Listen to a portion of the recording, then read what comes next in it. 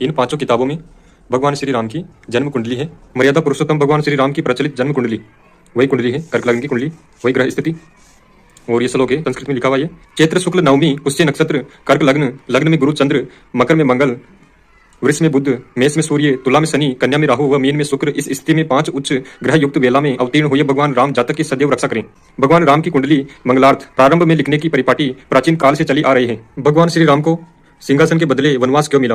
वही कुंडली है, कर्क लग्न की। भगवान श्री राम के बारे में आलोचक लोग कहते हैं कि उनके राज्याभिषेक का मुहूर्त गुरु वशिष्ठ जी ने निकाला था, परंतु उन्हें सिंहासन की जगह वनवास मिला। क्या गुरु वशिष्ठ जी को इसका आभास नहीं था? ज्योतिष शास्त्र के विरोधी लोग कहते हैं कि भगवान श्री राम की जन्म कुंडली के लग्न स्थान में गुरु उच्च का, चंद्रमा स्वगृही था तथा सप्तम भाव में मंगल उच्च का था। लग्न का अर्थ सिंहासन, पद प्रतिष्ठा एवं सप्तम भाव पत्नी का होता है। दोनों जगह उच्च के ग्रह होने पर भगवान श्री राम को सिंहासन की जगह वनवास तथा पत्नी का वियोग मिला। इससे प्रतीत होता है कि फलित ज्योतिष सच्चा नहीं है। ज्योतिष प्रेमियों को भी इस बात का चिंतन करना चाहिए कि भगवान श्री राम को सिंहासन की जगह वनवास एवं पत्नी का वियोग क्यों मिला। आइए इसका ज्योतिषीय विश्लेषण करें। गुरु वशिष्ठ जी तो त्रिकालदर्शी थे, उन्हें सब पता था। स्वयं भगवान श्री राम को पता था कि उन्हें आज वनवास के लिए प्रस्थान करना है तथा इसी के पीछे पिता की मृत्यु होगी। ऐसा संकेत वाल्मीकि रामायण में है। वे तो मर्यादा पुरुषोत्तम थे, लीला ही करने आए थे। साधारण मनुष्य भी जानता है कि सुवर्ण का मृग नहीं होता, पर क्या भगवान श्री राम को मालूम नहीं था? उन्हें पता था यह चलावा है, फिर भी वे उसके पीछे गए और सीता का अपहरण हुआ। यह सब लीला थी। पर हमें तो यहाँ शुद्ध ज्योतिष की बात करनी है कि क्या भगवान श्री राम की कुंडली में ऐसी घटनाओं के योग थे। आइए हम उनकी जन्म कुंडली का सैद्धांतिक विश्लेषण करें। भगवान श्री राम की कुंडली में राजभंग योग स्पष्ट था। ज्योतिष सिद्धांत अनुसार सौम्य ग्रहों की राशि का अर्थात वृष, मिथुन, कर्क, तुला, धनु, मीन लग्न हो। साथ ही सौम्य राशि में सौम्य ग्रह भी पड़े हो, परंतु उन सौम्य शुभ ग्रहों को कम से कम 2 पाप ग्रह पूर्ण दृष्टि से देख रहे हो तो राजभंग योग हो जाता है।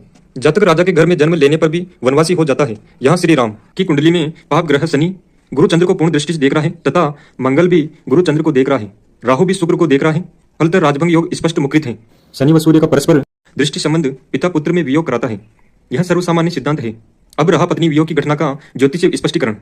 भगवान श्री राम की कुंडली में लग्न में उच्च का गुरु सप्तम भाव को अपनी नीच दृष्टि से देख रहा है।